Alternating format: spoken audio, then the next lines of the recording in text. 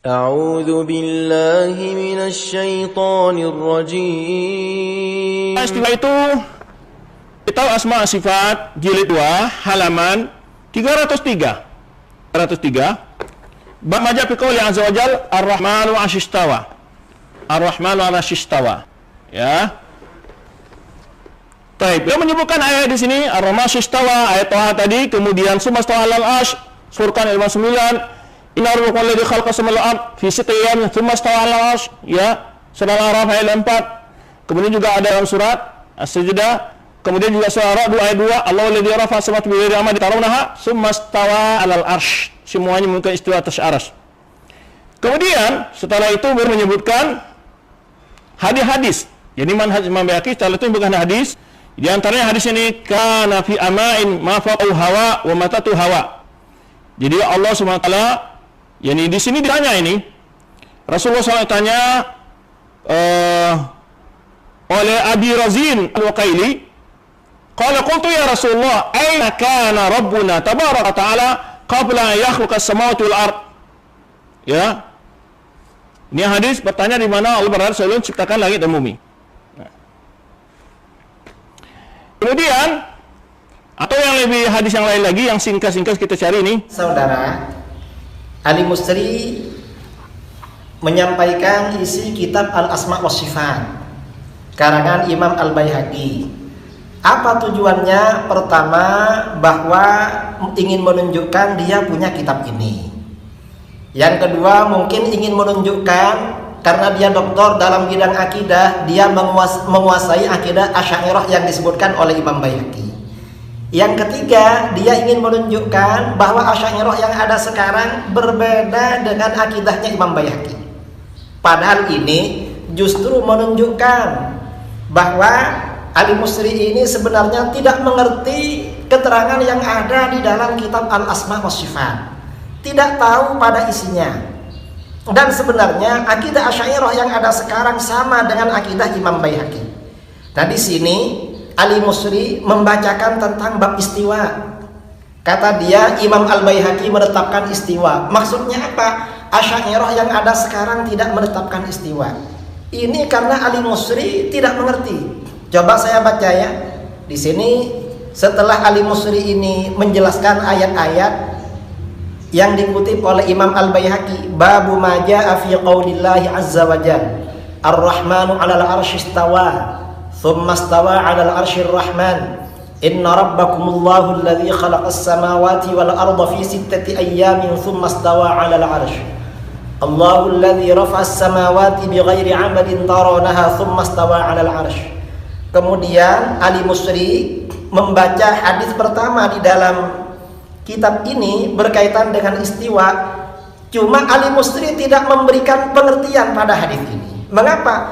Mungkin dia kesulitan memahami makna hadis ini. Atau mungkin setelah dia lihat-lihat ternyata isinya berbeda dengan akidah dia. Ini saya terangkan. An Abi Razin Al-Uqaili qala. Abi Razin Al-Uqaili berkata, qultu, aku berkata, ya Rasulullah, hai Rasulullah, aina kana Rabbuna tabaraka wa ta'ala qabla an yakhluqas samawati wal arda? Di manakah Tuhan kita sebelum menciptakan langit-langit dan bumi? Qala sallallahu alaihi wasallam. Rasulullah sallallahu alaihi wasallam menjawab bersabda, kana fi ama'in ma fawqahu hawa. Allah itu berada tidak bersama siapa-siapa, tidak bersama apa-apa. Ini maksudnya kana fi ama. Penafsiran ini dijelaskan oleh Imam At-Tirmidzi, diriwayatkan dari Imam Yazid bin Harun, seorang ulama salaf. Artinya apa? Allah berada tanpa sesuatu apapun yang menyertai Allah. Ma fawqahu hawa, di atas Allah tidak ada sesuatu. Wa ma tahtahu hawa, di bawahnya juga tidak ada sesuatu. Artinya apa? Allah itu ada tanpa arah dan tanpa tempat, tanpa teman, tanpa apapun. Thumma khalaqal 'arsya, kemudian Allah menciptakan arasy. Thumma stawa 'alaihi tabaraka wa ta'ala, kemudian Allah beristiwa kepada arasy tersebut. Qad madha al-kalamu fi makna hadzal hadis. Dunal istiwa, telah berlalu penjelasan makna hadis ini tanpa maknanya istiwa. Kalau istiwa bagaimana? Ini yang tidak dijelaskan oleh Al-Musri. Fa'amal istiwa fal mutaqaddimuna min ashabina radhiyallahu anhum.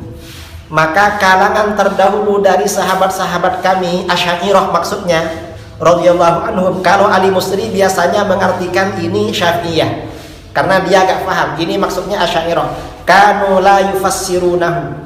Asy'ariyah dulu mutaqaddimun tidak menafsirkan istiwa, wala yatakallamuna fihi, dan tidak membicarakan maknanya. Karena fi madhhabihim fi amthali dzalik, seperti madhab mereka mengenai nas-nas, teks-teks yang seperti istiwa ini. Artinya apa?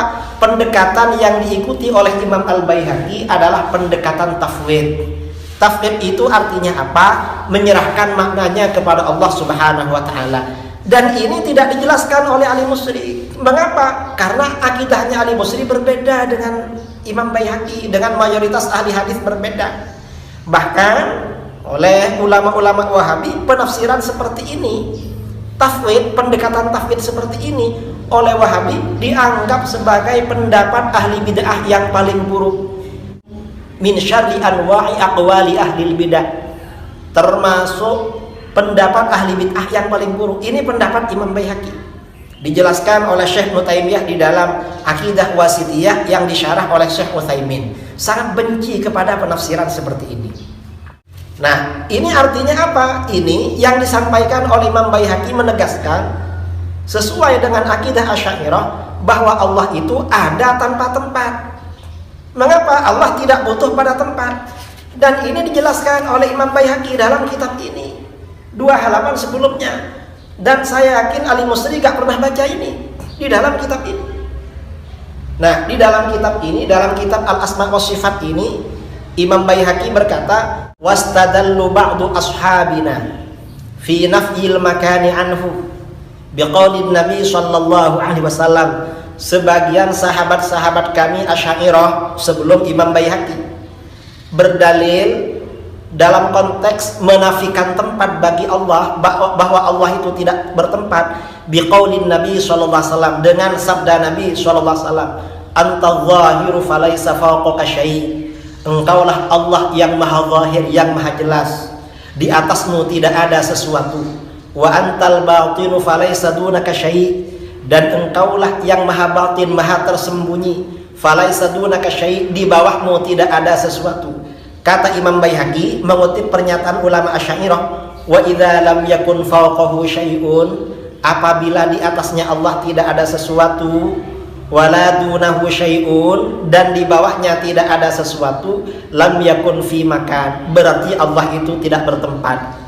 Jadi artinya Allah maha suci dari tempat. Ini berbeda saudara-saudara dengan akidah Wahabi yang mengatakan Allah itu bertempat.